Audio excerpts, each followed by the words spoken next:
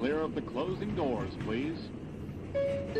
All right, here we go. Subway Sports Talk. My name is Peter Kennedy, and I am your host. And the New York Mets have won their wild card round. On to the divisional round we go. What a wild and ridiculous ride did the New York Mets just put all the fans in this area and around the country who root for this stinking team. Did they put them on a ride? Oh my God. Oh, game one win for the ages, a game two loss for the ages, and a game three win that not only lived up to the first two, but completely outshined what took place in those first two with the big Pete Alonso 3-run jack in the top of the ninth, ended, of course, with none other than Francisco Lindor's double play all by his lonesome. Wow. Subway Sports Talk on Apple Podcasts app, Spotify, YouTube. You know where to find us. You know who's here with me right now to talk about it. None other than Cody O'Connor. Faith, it went up, it went down. Energy went up, went down. But right here alongside, I'd rather have nobody else talking with me about this Mets series. Cody O, what is up, my brother? Wow. I can't even contain my excitement right now. I'm borderline shaking still as we're only a couple, maybe 30 minutes after this all went down. And again, I mean, the Braves game was 3-0 and nothing happening beforehand. Literally tonight, only Francisco Lindor to that point. I think he was all three base runners at that point. I know he was both hits, and I think he was all three base runners to that point in the ninth. Vientos strikes out after. Nemo puts together a good at-bat, puts a good swing on a ball, keeps things moving. And then, I mean, can anybody have needed this anymore? I know I and a lot of Mets fans feel this when we say that we thought and almost hoped at that point that this was it for Pete Alonso, as he looked lifeless time and time again at the plate. And we keep saying just one swing. He can turn it all around. It's just one swing, and he can erase all of the thoughts and emotions that us Mets fans were feeling about him. He drops the pop-up, which I've always said how shaky he is on. And I'm like, get this MFer off my team. I'm done with him. He's out of New York, and he does that. And off the bat, I didn't personally think, except he reacted as if it was right away. And then you see the outfielder drifting back, and it actually goes over. And the excitement, the joy that overcame the roars. I mean, I'm trying to keep it relatively low because Alyssa's sleeping. But, oh my God, I can't encapsulate it any better. And the remix is out with Pitbull now, so I can't wait to listen to that probably 12 times tomorrow morning and all throughout the day. We get 2 days to enjoy this before Philly, but I mean, I can't believe this stuff is happening for the Mets. This is unbelievable. I'm literally speechless, which isn't a really good way to be on a podcast, but that's how I feel right now. You're saying words, so that's a good start. And oh my God is right. And I would say make that your alarm clock for tomorrow morning, but I'm not sure we're going to be able to sleep tonight.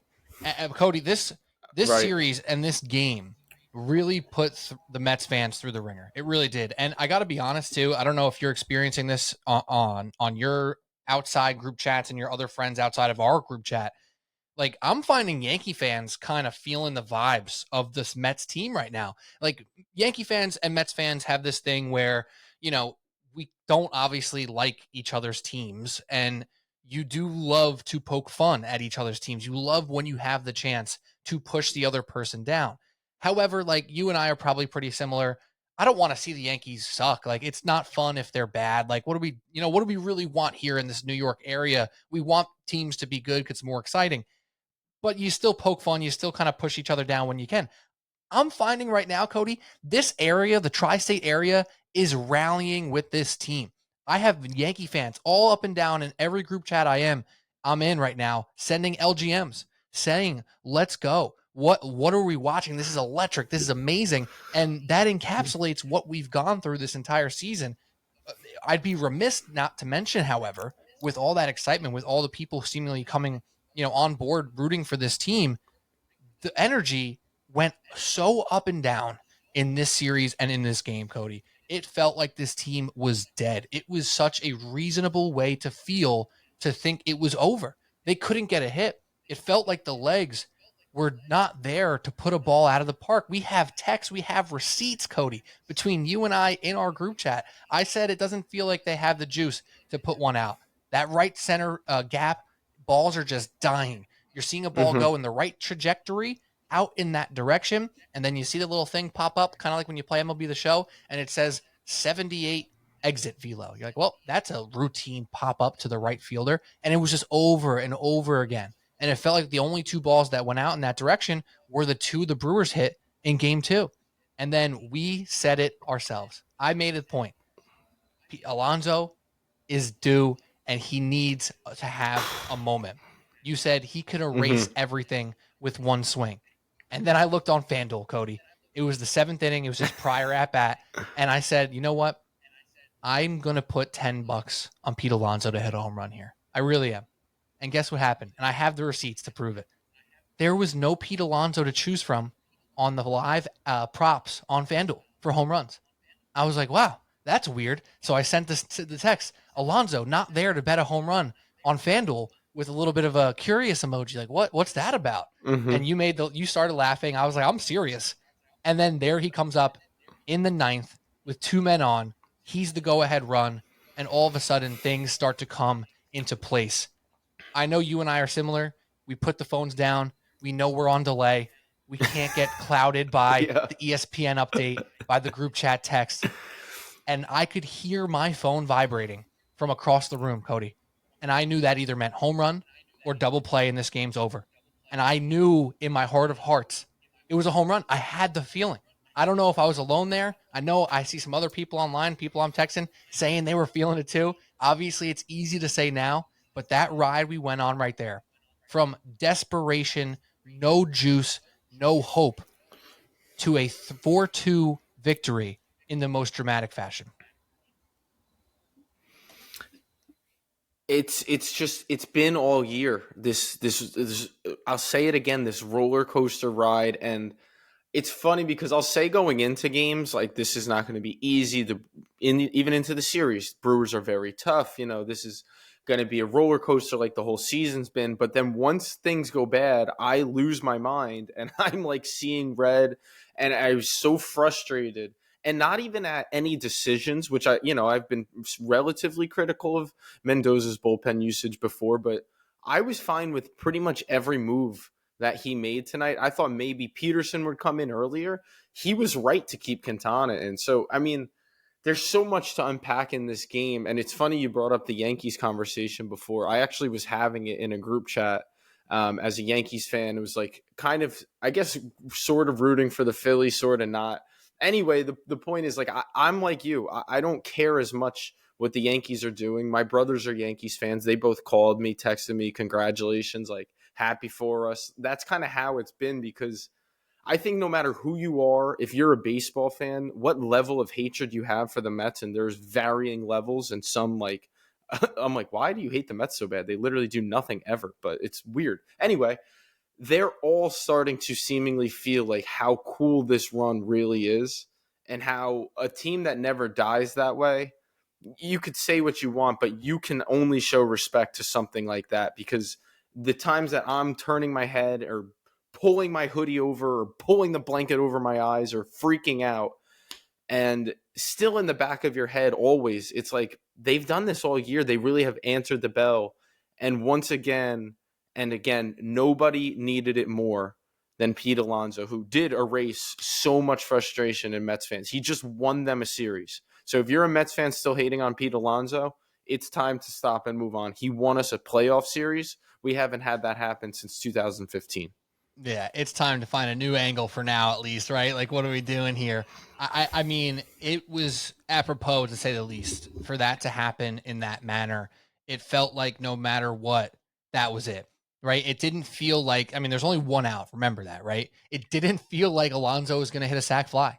It didn't feel like he'd hit a single, right? It felt like he was going to hit a double play, or he was going to make the big boom happen, right? It really felt like this sliding doors moment for Pete Alonso and for this team.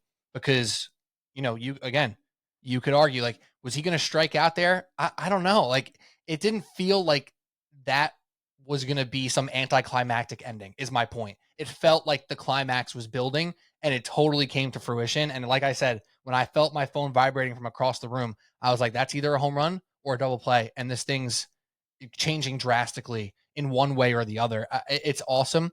And I don't know, man. It's one of these moments as a Mets fan where you just remember it, right? Like, you just remember this feeling, you remember this game, these moments, and you think back to our podcast prior to the series starting that we just released, on Tuesday or whatever. I think, Tuesday, right? Yeah, Tuesday. Yep. And we had vastly, differing views on what this series was going to be.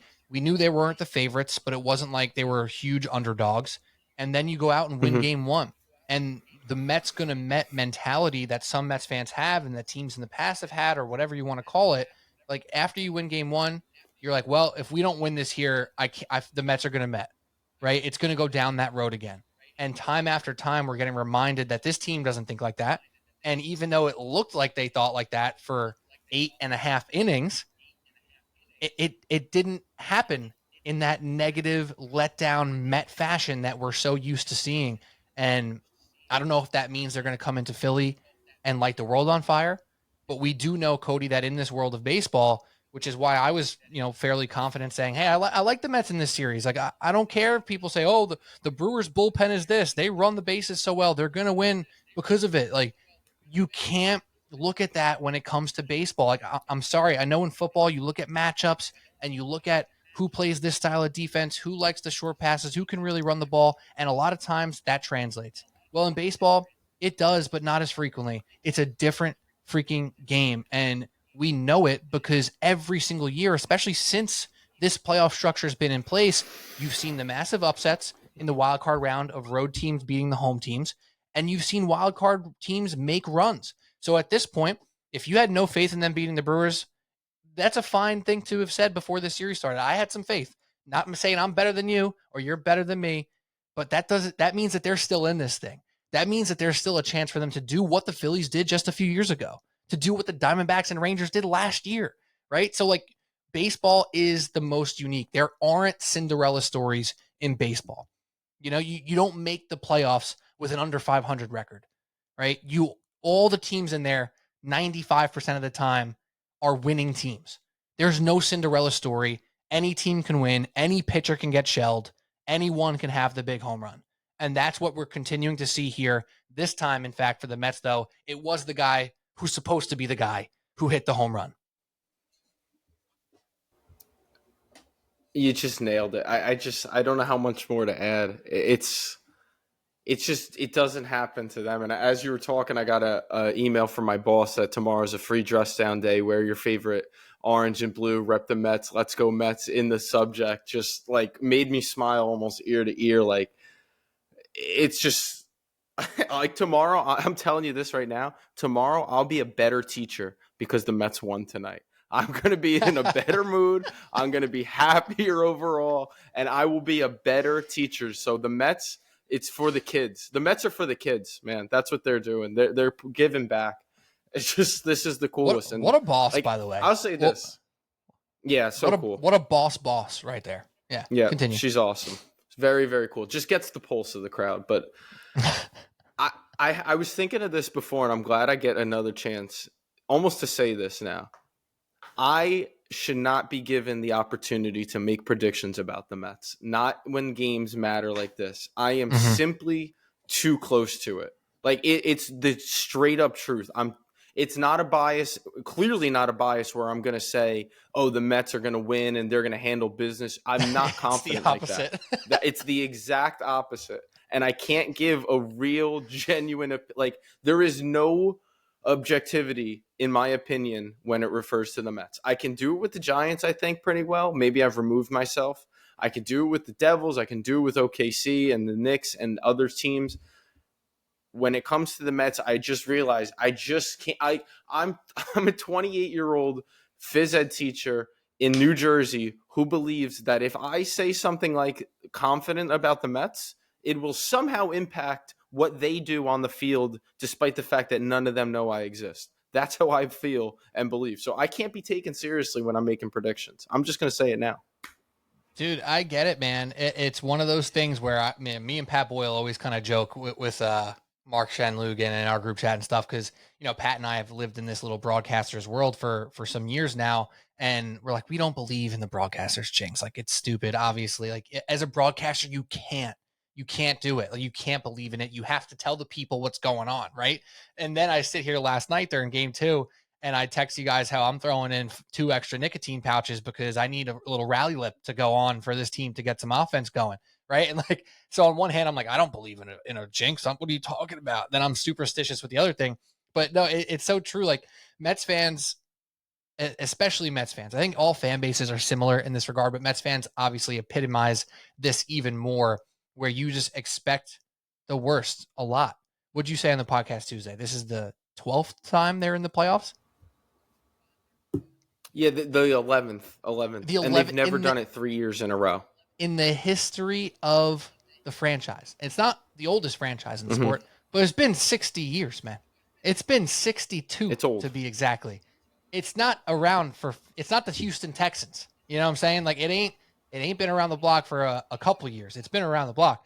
So 11 postseasons is such a small amount.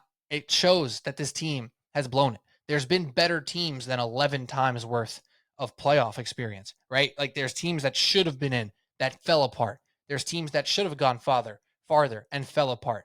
So you have this feeling. And shout out to my man, Chris Muley, friend of the show, who's probably listening to this right now. Him and I in our other group chat text him and he's like, the Mets are going to lose in horrible fashion, aren't they? And people in the chat, yeah, it feels like it. They can't hit nothing right now. I'm like, yeah, man, this sucks. And then all of a sudden, going into the, after what's it called? Buto gives up the back-to-back home runs. He just sends the handshake emoji, like, good game, right? This was a good year. It's over. Bye-bye. Sayonara. That's it. And that's how people feel. Like, I get it. You know what I'm saying? And maybe I'm delusional. Maybe I was just trying to work it into existence, but I sent the text to you, Cody, and I said, this game isn't over yet. And I know I was planning to do a podcast no matter what, win or lose here.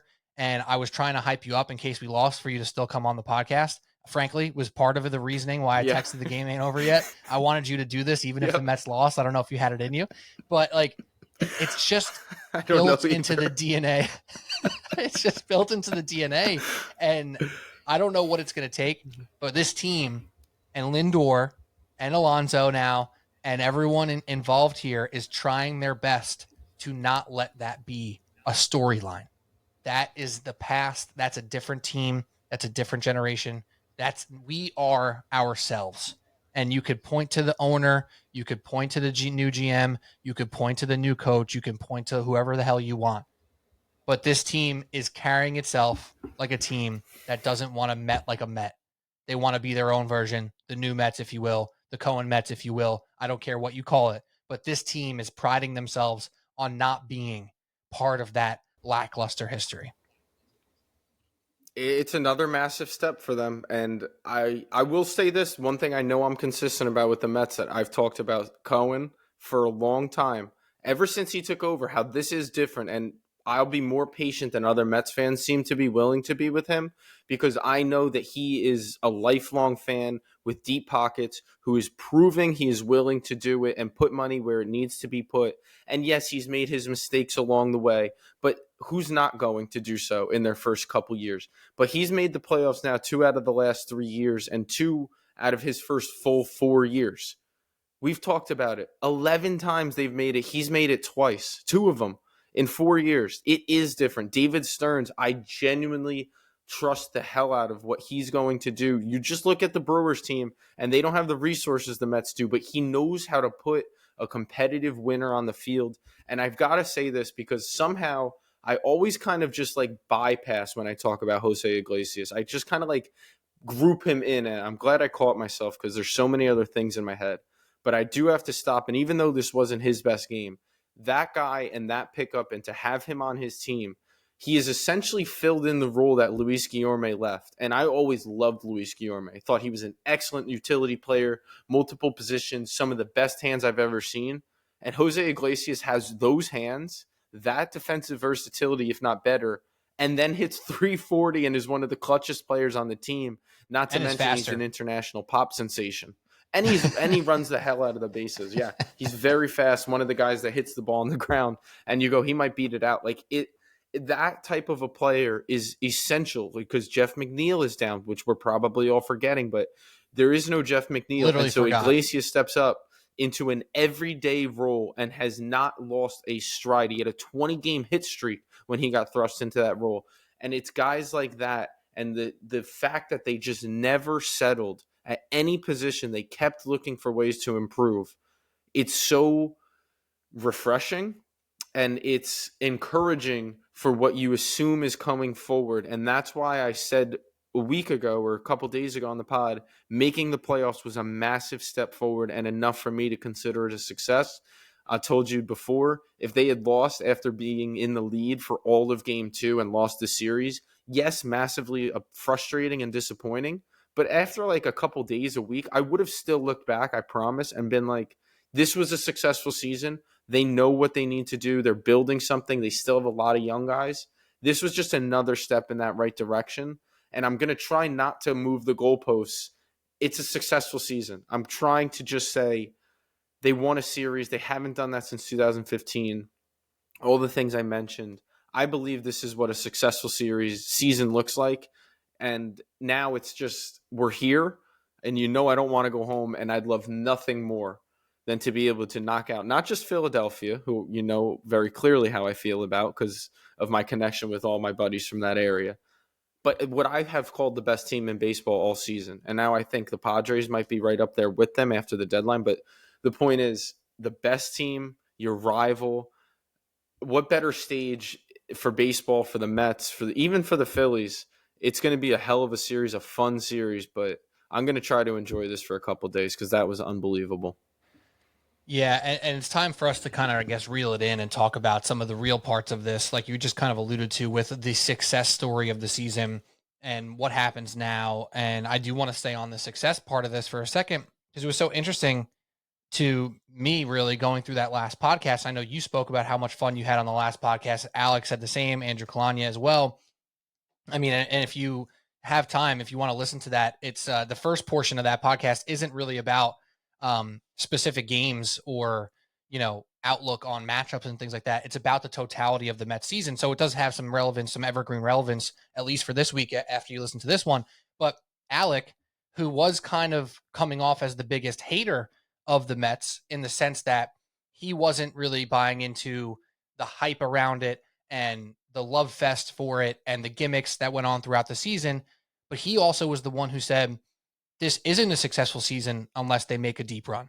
Like, this is a championship success or nothing. And that's, I think, too aggressive, but it's very interesting. I mean, obviously he's a Yankee fan. He's used to a different standard, but he was also the only one.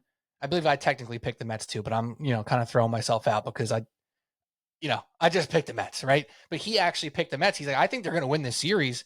He's like, I don't know if they're not going to win the whole thing, but I think it needs to be a deep run for it to be called successful. So I found that so interesting. And obviously we argued and debated about it for about 25 minutes on the podcast earlier in the week. I disagree with him, but I understand what he was saying. He's like, this team is good enough to have the championship expectation. He's like, I don't think they're going to win it. I don't think they're going to do it. He's like, but how could you be satisfied with just making it here? And I think now that the Mets have made it through a round, I don't know if Mets fans are saying, all right, now you have to beat the Phillies for this to be successful. But I do think that first hump, that beating the Brewers, winning the wild card round, which was a big thorn in the side after the 100-win season 2 years ago, that really meant something. So somewhere between what we were saying the other day about just competing in the series, making it a long series, and etc., and Alex saying it's a championship or fail, is the reality. And they are now at that reality. They have passed that threshold, in my opinion. But you can't, as a team, obviously us two schmoes on a podcast can say whatever the hell we want about it being successful or not. As a team, it's like, nah, this is just the start. We got to go upset this big dog now because it can happen in this sport. We know we can beat them. Any team could beat anybody. This team did this a few years ago. Why can't we? Why can't we? And with the Dodgers having more wins, the Padres being hotter down the stretch, the Phillies still are looked at by many as a favorite to win this whole thing, right? So all these things come together, Cody, and now you sit here as a dog playing with nothing to lose in a lot of ways, playing with a little bit of a chip on your shoulder, a little bit of nobody believes in us now too, and you feel like this was momentous. You feel like you can roll this into some extra juice on Saturday and beyond here. So with all that being said, and I want you just to be specific here, has your goalpost actually moved? I know you alluded to moving it in theory, but has it moved, or are you now satisfied? Let's see what happens. When you're in it, it's impossible to be like, I don't really care if they win. This is already a success. Like, I can say that before, and I can even say it now. But when you're in those games and you're right alongside or even have a lead, of course it's impossible to not be like, oh, they can win. They should win at this point, right? Like in game 2, it's no, they should win. This is 6 outs to go, and of course they don't. And then you sleep on that and you're like, damn, now we got to do it tomorrow. But you're like, they've done it all year. So like, of course they do move. And I'd be absolutely like, when you're here, we could talk about the future all we want, but we say this all the time. You just don't know what's going to happen the next year. I don't know what their injury luck's going to be. I don't know how the ball is going to break. I don't know who they're going to get in free agency. I don't know how some of the young guys are going to look. Yes, Acuna's looked fantastic. I have faith in that, the fact that they're building something sustained and for real. But you never know when you're going to be back. 2015, you'd say, hey, this team with this staff has the chance to be back at time and time again. They went back the next year, lost in the wild card round. That was it. Never heard from that team again. 2006, NLCS, Beltran looking, crying in my bed, 10 years old. Wainwright drops the hook. 2007, 7-game lead, 17 to go. They blow that. That team is never back. That core made one playoff run. Jose Reyes, insane. David Wright, Carlos Beltran, Carlos Delgado had one playoff appearance together. I mean, you just don't know. So it's so easy to say it's a success. And I will look back fondly at some point, no matter what. And yes, I guess my answer is yes, it is a success regardless. But right now, tonight and Saturday starting, there's no world in which I'm not saying, let's go beat the Phillies. You damn well can. You just beat them 3 out of 4. I mean, why not? This sport, team gets hot. We've seen it time and time again. Why not us? So before we get into the Philly side of things and the series now, I just want to ask you about this game, because Carlos Mendoza obviously is a coach who has to play the game of results, right? Like, you can make any decision you want and it can work or it can't. You bring Diaz in after Buto. I texted just a question like, did you really have to bring him in here? And it probably was the right thing to do because you don't know if you have a bottom of the 9th coming up and you don't want your best guy on the bench. But then all of a sudden you're throwing out Peterson for his first ever career save in the biggest moment possible up until this point. So Mendoza had really tough decisions. We can sit here today and praise him because it worked, and praise him because Peterson got his first save 1-for-1, because Alonso went yard and all this stuff. But how do you think he handled this first playoff series as a rookie manager, right? Like, he's not a guy who's in his first playoff in his 4th year or 3rd year or 2nd year. It's his first year, his first playoff. What are you reading now from Carlos Mendoza? Are you getting some trust out of Mendy? Are you seeing more positives from him, or are you still leaving with some question marks after each game? I know it's easy to say because they won. I was fine with pretty much every decision, and even a couple that I thought, oh, I don't know that I would do that, and they worked out better than I would have thought. The feel to keep Quintana in tonight. Severino in game 1, I was kind of along with it, I think, a little bit more. I was like, oh, maybe they're going to pull him. But after the 5th, I was like, yeah, I would send him out for the 6th. But tonight, Quintana was not shaky, but he had, there were some hard hit balls, and he was pitching well, but it's a playoff game, and so you'd think he's on a super short leash, win or go home. So Peterson's probably ready to throw 3-4 innings for you if you need. And he handled it masterfully. And even the Buto move in the 7th, in the moment, I was completely fine with that. I didn't think somebody else should be out there. I felt like it should be Jose Buto. And yeah, he's young, and you might be saying, oh, he's not a reliever. That guy came into the first game and pitched 2 brilliant innings, and I thought he should have pitched the third to close it out. So it's not like the moment was too big for Buto. And then here's the urgency. Buto's getting hit around. We get through the third batter. Immediately, we're going to pull him and go to Diaz, which I know you asked a question about, and I think you were just genuinely asking, and other people too, and it was fair because you're like, 7th inning, we're seeing Diaz. But there's no 9th inning if they don't keep that game at 2. So, yeah, we're going to ask Diaz, who's on 2 days rest, I guess 3 days rest. He hasn't pitched since the Braves game where he threw 40 pitches. But he had enough rest. He had enough outs in his arm to say, hey, we're going to need 5 outs from you, Diaz. This is your time. And he came in, stopped the bleeding. I thought Mendoza handled it just about as well as I could have asked. Maybe I would have liked to see JD Martinez get an at-bat tonight. I thought I would see him bat for Tyrone Taylor and Bader get switched for defense after. But the results played and it worked out, and he just didn't feel like he overmanaged. He didn't feel like he got caught up in the moment. I thought Pat Murphy did in game 1 by taking out Peralta early. I thought Mendoza handled everything just about as well as I could ask. And I do believe, regardless of result, that's what I would have been saying. And it's something where, we don't have the insight, right? We're not in the dugout. We're not the reporters in the locker room after. We're not talking to Mendy face to face, but we don't know if he's second guessing, if he's sitting there freaking out, pulling his hair out or whatever, but you want your manager to be decisive. That's what it comes down to. With all your big players, you want them to just be decisive. And if they make a mistake, you want them to make a strong mistake. It's the same thing with your quarterback. Be decisive. Don't hesitate and then throw a pick. Throw the pick right away type of thing, right? Like don't sit here and twiddle your thumbs and then make a second guess decision and lose it. Make your decision and stand by it. It goes for your quarterback, goes for your best player on your basketball team. It goes for your pitchers. It goes for your managers. It's all the same concept. And it really was the truest win-lose no matter what situation for him in the 9th inning, because Peterson goes out, gets a save. What a genius. He goes out and blows it. What are you doing throwing out a guy who never had a save opportunity? Or you go to Stanek, who's had his ups and downs, and same concept. He blows it, and what are you doing bringing out this guy who's been inconsistent? Or he goes out and gets a save. Oh, good job. You went with a reliable guy who has closing experience. So you can play Monday morning quarterback with baseball coaches as long as you want. You can do it forever. There's FAN callers probably calling about a game that happened 3 months ago, questioning Aaron Boone or Carlos Mendoza. But we sit here today with a decisive manager. And I think your point was really valid about going to Diaz right away. After Buto gets one more out, let's pull the trigger. Diaz, you got to get 5. Go ahead. Go do it. If you don't get this 5, then we got nothing. So go do it. And in hindsight, being 2020, obviously it worked. But you're right. Breaking down the actual, crux of the decision-making, it makes a lot of sense. And I do agree. I thought there would be more. I thought Bader would go in to play defense at some point. I thought maybe for Winker, right? Especially after Winker had the weird slide. Like, just pull him out, put Bader in. He can run. He'll play defense. Boom, boom, boom. But again, it worked out. It worked out perfectly. And another shout out, obviously, Alonso with the big 3-run home run. How about that little insurance run?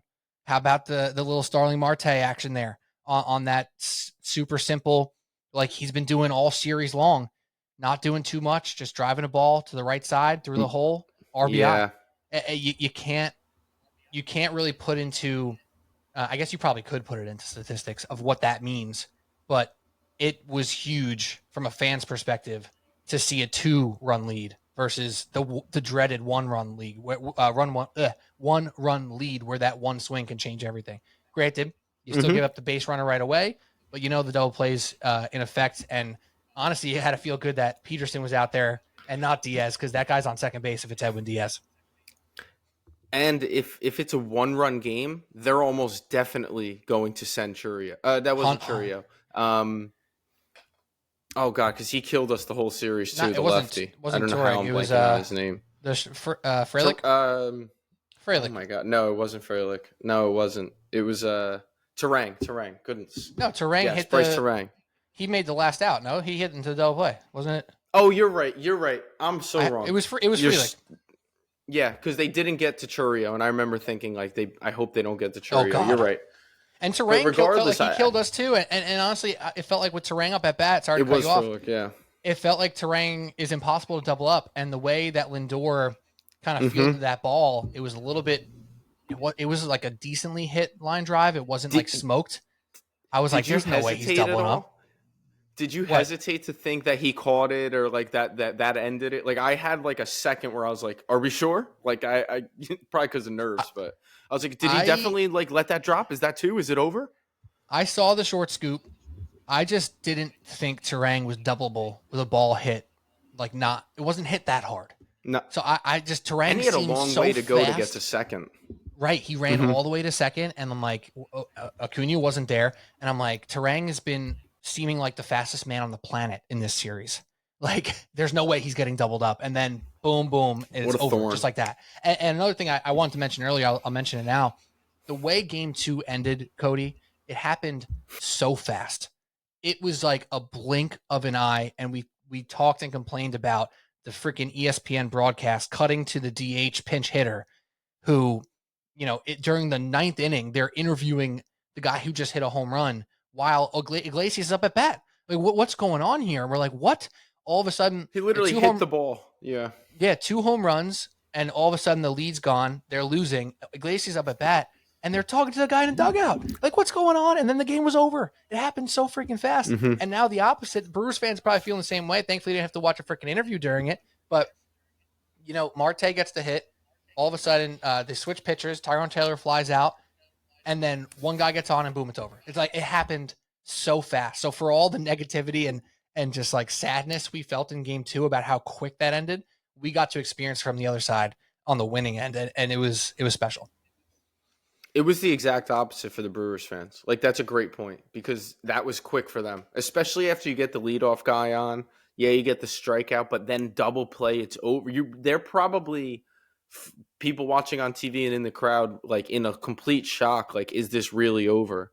It was that abrupt. And again, you don't think Terang's getting doubled. You really don't. And you're watching Churio in the on deck circle, like, here we go. This has been our guy. He's going off for us. If we just get him to the bat, anything could happen. And then boom, it's just over just like that. Wow. Still can't believe it. All right, let's move on to this Phillies situation here. And again, what a series there for the Mets against the Brewers. But the Phillies come in as one of the favorites to win the whole thing.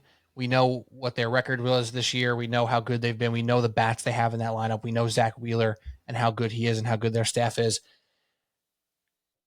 Is there something, Cody, to you with the whole wild card and this new playoff situation? I know buys aren't necessarily new to playoffs in sports here, but is there something to you with the Mets now in rhythm?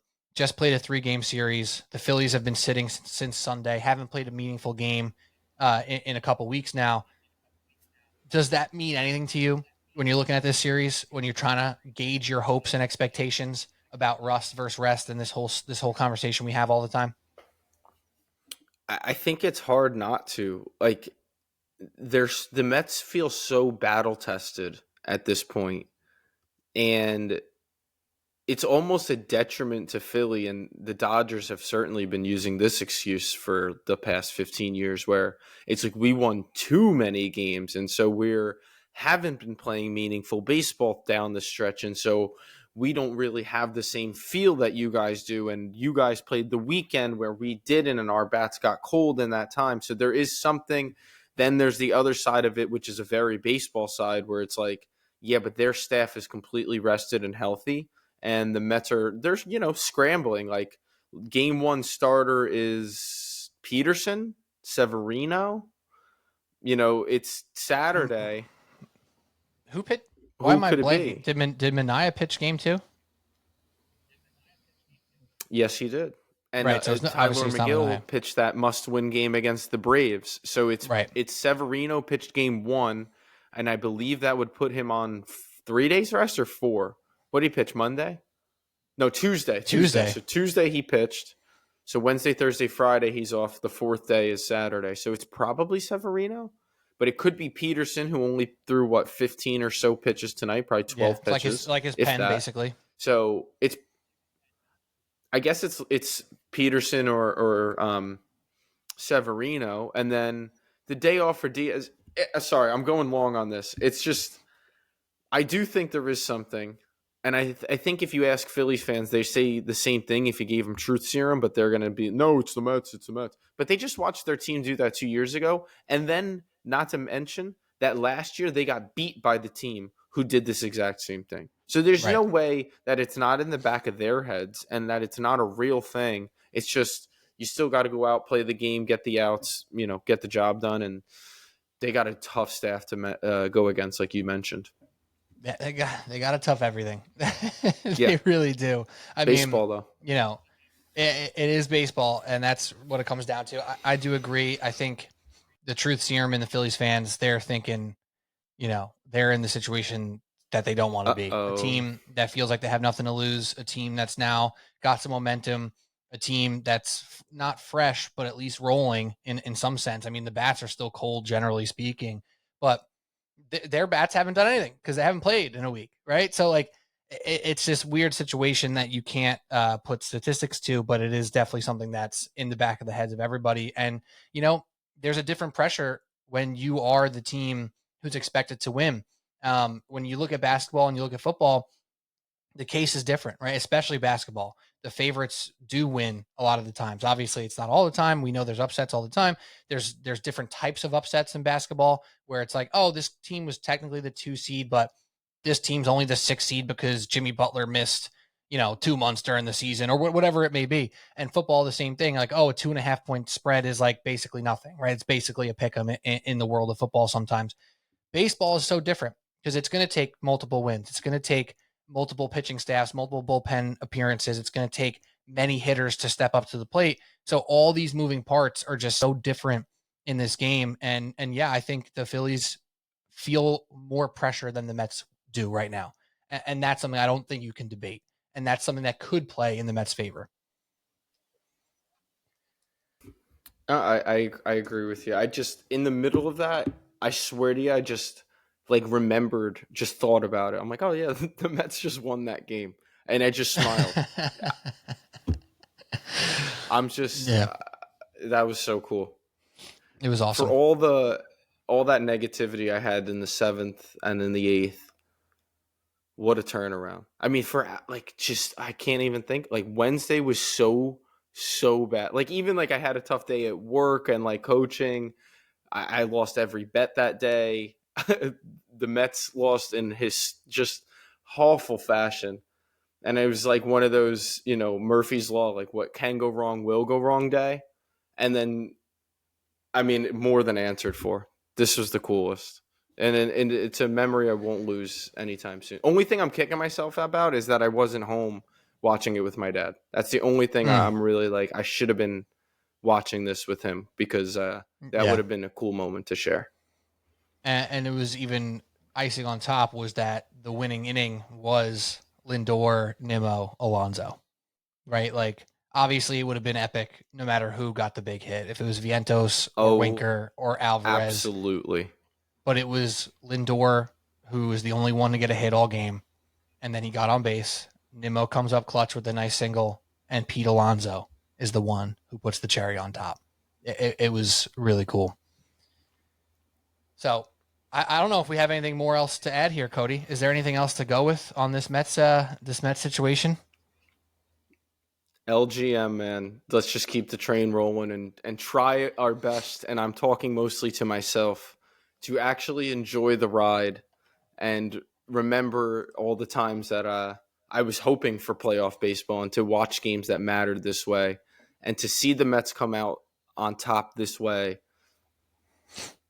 How freaking cool is that? LGM, man. Let's go Mets.